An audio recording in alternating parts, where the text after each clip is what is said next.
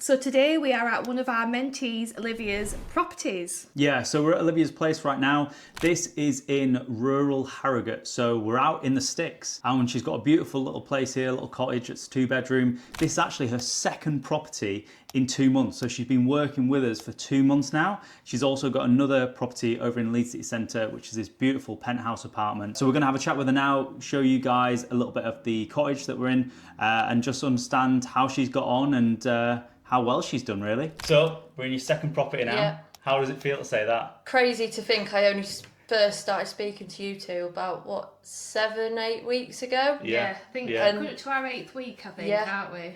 I think it was end of June, beginning of July. Yeah.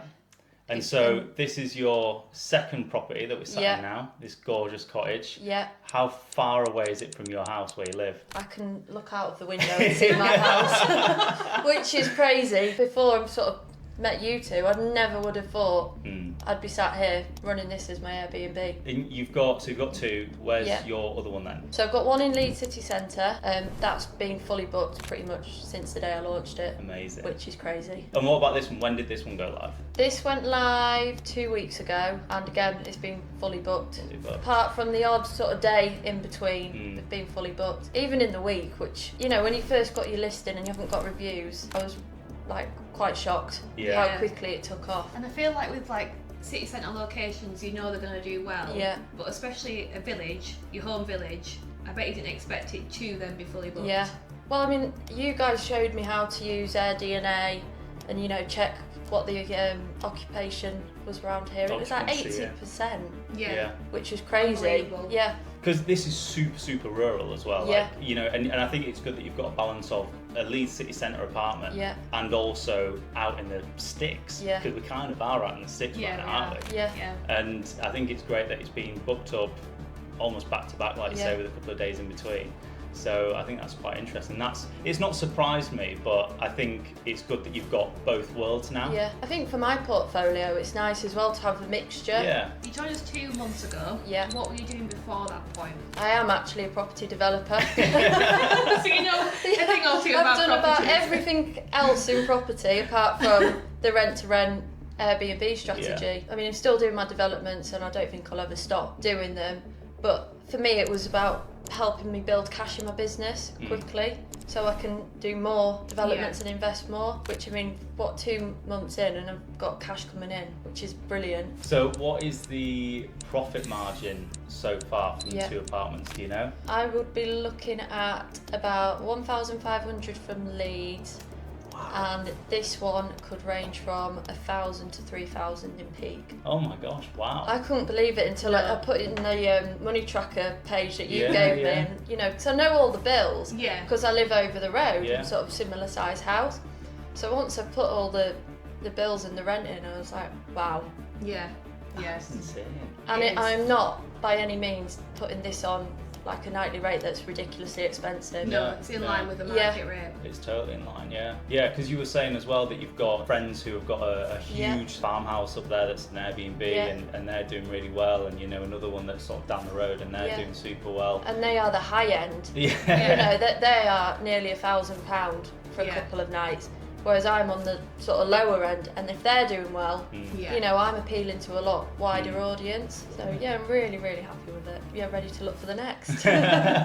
So obviously you were working in development, Yeah. you were doing it all, your property's not scary to you. Yeah. What was it about Airbnb that you were hesitant about before you met us? Honestly, just the whole how to set it up, how to look for the right property, you know, what people are after, knowing where's going to do well, where's maybe not so well. And, you know, it's completely different to anything I've done before. I've worked on building sites, running sites and doing house flips. You know, this is a completely different side of it, but it's always something I've been interested in and sort of thought, oh yeah, I could do that. So, you know, I go away all the time. I always stay in Airbnbs. Yeah. And then just by chance came across you two on Instagram and I was like, right, that's where I need to, yeah.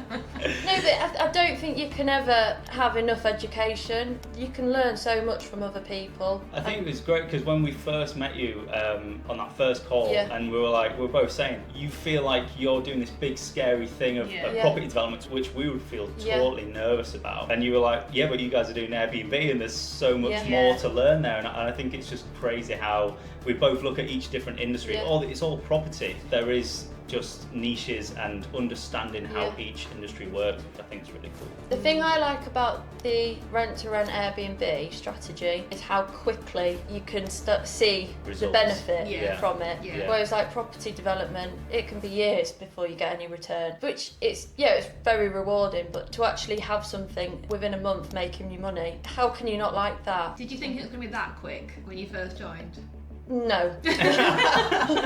I sort of thought, maybe 6 months, see how it went, but within 2 months of making profit and good profit. So you've got 2 deals. Yeah. You've got the Leeds one and the Harrogate one. How did they both come about? So the first one in Leeds, I actually got from you two, who had sourced it and you'd packaged it all together. Mm-hmm. So it was like, for me, a lot less stressful. Got my property, all the tenancy and everything had been agreed. This one, obviously I live over the road, saw the to let signs come from up. your window. Heard it was somebody who I knew who'd bought them.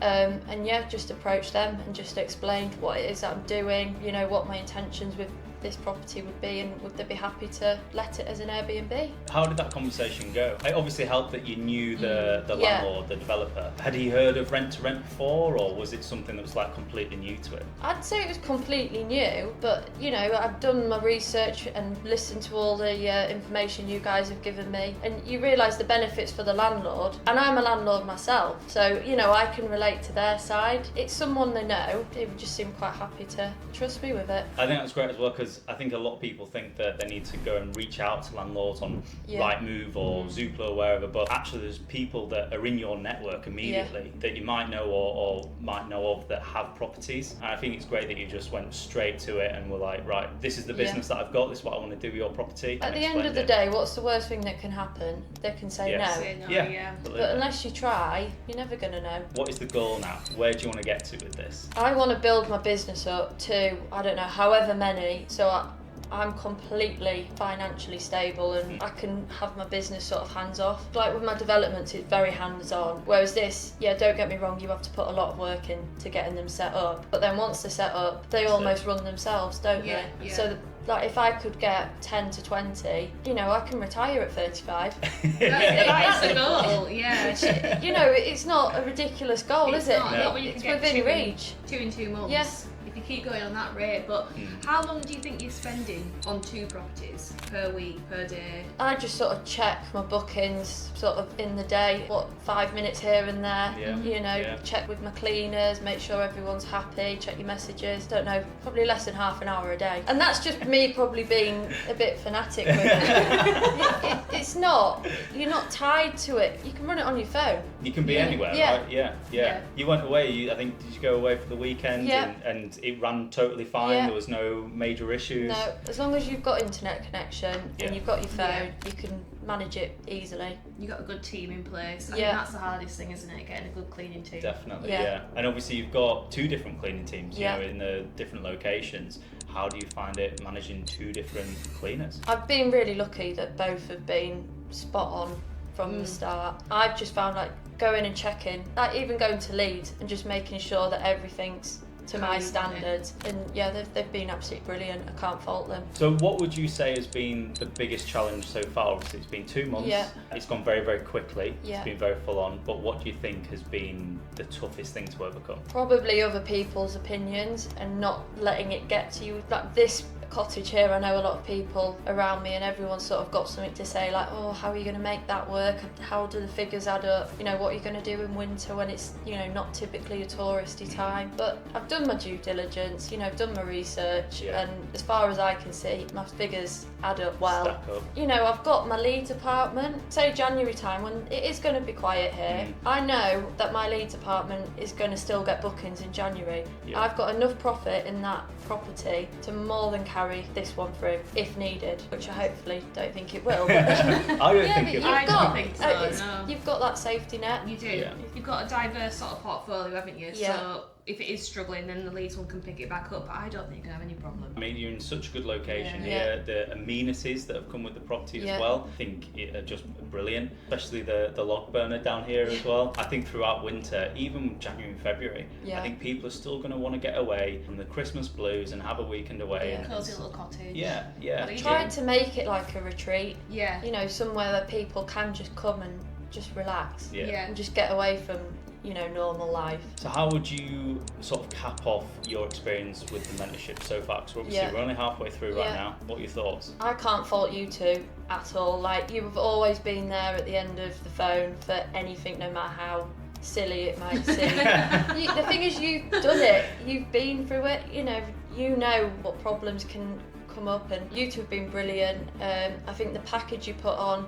school with all the information has been great, and I often go back and refer to it, and it's nice Yeah, having it's it good. Yeah. there as well, and it just keeps you on the right tracks, and there's a bit of a safety blanket, isn't it? Yeah. Well, a lot of the developments I've done with my dad, who's been in construction for years, so I've always sort of had him to hold my hand and fall back on, and like, Yeah. oh Dad, we're not sure how to do this. Whereas this is completely new, but I've sort of got you two to sort of hold me and point me in the right direction, which I don't think I'd have done it without you. So Aw. thank you. That's so kind. That's so lovely to hear. What would you say to someone who's on the fence right now? They want to make that leap, but they're thinking about it. They don't know if they can do it. What would you say? Just go for it. What's the worst that can happen? If you've got you two behind you, you two aren't going to point them in the direction of a deal that's not going to add up. It's not like you're going on it alone. Yeah. So yeah, 100% go for it.